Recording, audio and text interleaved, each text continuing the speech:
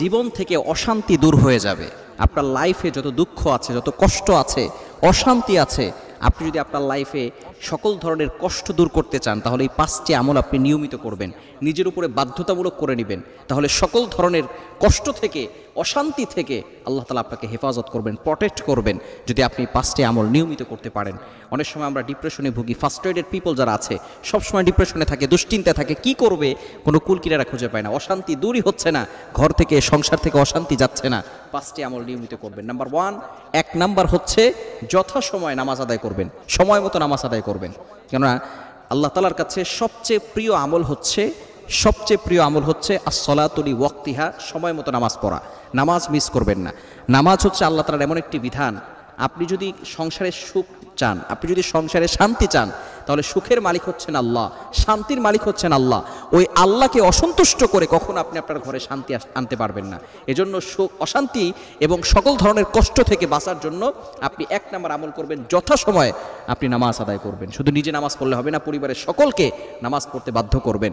কেননা নামাজ প্রত্যেকটা মানুষের জন্য, বিশেষ করে যে সমস্ত ছোট ছোট বাচ্চারা আছে তারাও আপনার দেখা দেখি নামাজ পড়বে। 10 বছর পর থেকেই কিন্তু তাদেরকে নামাজের জন্য শাসন করতে নবীজি সাল্লাল্লাহু আলাইহি ওয়াসাল্লাম জানিয়ে দিয়েছেন। এই জন্য সন্তানদেরকেও নামাজ পড়তে বলবেন, শুধু নিজে নামাজ পড়বেন না। 1 নাম্বার যথাসময়ে নামাজ পড়া। নাম্বার 2, দ্বিতীয় নাম্বার হচ্ছে পিতামাতার সাথে সবসময় সুন্দর ব্যবহার করা। এটা খুবই গুরুত্বপূর্ণ বিষয়। পিতামাতার সাথে অনেক সন্তান আছে ভালো করে ব্যবহার করে না, বিয়ের পরে পিতামাতাকে ভুলে যায়, বিয়ের পরে বউয়ের কথা শুনে পিতামাতার কথা শোনে না। খবরদার, এটা করবেন না। পিতামাতার কথা শুনবেন, পিতামাতার সাথে ভালো ব্যবহার করবেন। কারণ আল্লাহ পাক রব্বুল আলামিন জানিয়ে দিয়েছেন, পবিত্র কোরআনুল কারীম খুলেন 15 নম্বর পারা 3 নম্বর পৃষ্ঠার 6, 7, 8, 9 নম্বর লাইনগুলোতে সূরা বানী ইসরাঈলের 23, 24, 23, 24 নম্বর আয়াতগুলোতে আল্লাহ তাআলা জানিয়ে দিয়েছেন, ওয়া ক্বাদা রাব্বুকা আল্লা তা'বুদু ইল্লা ইয়্যা ওয়া বিল ওয়ালিদাইনি ইহসানা। আল্লাহ তাআলা বলছেন, আমি আল্লাহ তাআলা অর্ডার করে দিয়েছি, ফয়সালা করে দিয়েছি, ইবাদত করবে আমি আল্লাহ। এরপরে বলছেন ওয়া বিল ওয়ালিদাইনি ইহসানা, গুড বিহেভিয়ার উইথ প্যারেন্টস, পিতামাতার সাথে ভালো ব্যবহার করতে হবে। এজন্য পিতামাতার সাথে কখনো খারাপ ব্যবহার করবেন না। পিতামাতার সাথে ভালো ব্যবহার করলে সংসারে সুখ আসবে, শান্তি আসবে। নাম্বার 3 নাম্বার হচ্ছে হালাল খেতে হবে। আকলুল হালাল, হালাল না খেলে, হারাম যদি আপনি খান, আপনার নামাজ, রোজা, হজ, যাকাত কোনো কিছু কবুল হবে না। আর যখন আপনার নামাজ কবুল হবে না, দোয়া কবুল হবে না, তখন কিন্তু আপনার ঘরে শান্তিও আসবে না। এজন্য অবশ্যই যদি আপনি আপনার ঘরে শান্তি চান, সুখ চান, তাহলে 3 নাম্বার কাজ হচ্ছে আপনি হালাল খাবেন। 4 নাম্বার হচ্ছে বেশি বেশি জিকির করবেন। সুবহানাল্লাহ, আলহামদুলিল্লাহ, লা ইলাহা ইল্লাল্লাহ, আল্লাহু আকবার। এগুলো হচ্ছে আল্লাহ তাআলার কাছে সবচেয়ে প্রিয় জিকির।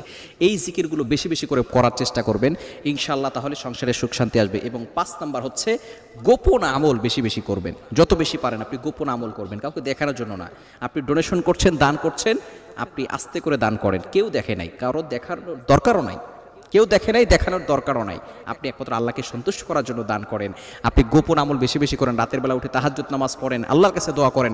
এই 5টি কাজ যদি আপনি করতে পারেন, আমি আপনাকে গ্যারান্টি দিয়ে বলতে পারি আপনার ঘরের ভিতরে সুখ আসবে, শান্তি আসবে, আল্লাহ নিজে রহমত নাজিল করে দিবেন।